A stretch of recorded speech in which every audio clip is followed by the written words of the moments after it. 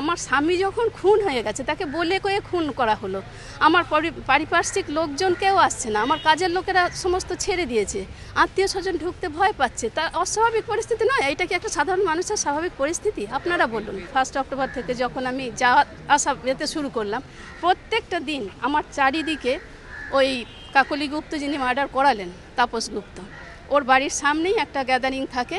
ওই গ্যাদারিং থেকে আমি পরিষ্কার দেখতে পাচ্ছি যে গ্যাদারিং থেকে আমার বাড়ির সামনেই তো তারা গ্যাদারিং থেকে মোটরসাইকেল নিয়ে আসছে, আমার চারদিকে ঘুরছে। যতক্ষণ আমি বাসে চাপছি তারা চারদিকে ঘুরছে। 7টা যখন বাজে আমি বাড়ির সামনে নামি, প্রত্যেকটা মুহূর্ত আমার মনে হয় কাছে কেউ দাঁড়িয়ে নেই তো। আর সব সময় ভয় আমার মেয়েকে নিয়ে, আমার যদি কিছু হয়ে যায় এই মেয়েটা কোথায় দাঁড়াবে। খুন হওয়ার পর থেকে তো বটেই, তার আগে থেকেও কখন বেরোচ্ছি কখন ঢুকছি ফোন করা, আমরা বেরোলেই যেখানে যাচ্ছি সেখানে গিয়ে দাঁড়িয়ে থাকা, কোনো কাজে যদি কোথাও গিয়ে বর্ধমান যাচ্ছি তো বর্ধমানে গিয়েই দেখতে পাচ্ছি তাদের কেউ না কেউ দাঁড়িয়ে আছে।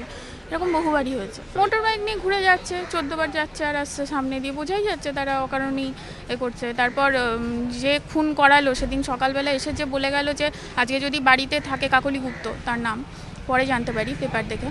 তো তিনি যখন বলে গেল যে সে যখন বাড়িতে আজকে যদি প্রদীপটা থাকে তাকে বেরোতে দেবো না, যদি বাইরে থাকে তাহলে আজকেই শেষ, আজকে আর ঢুকতে পারবে না বাড়িতে। তো তারপর আমি যেটা হাস্যকরভাবে দেখলাম, তার একটা পুলিশ প্রোটেকশনের ব্যবস্থা করা হয়েছে এবং সে যেখানে যাচ্ছে তার পিছু পিছু 2টো পুলিশ যাচ্ছে।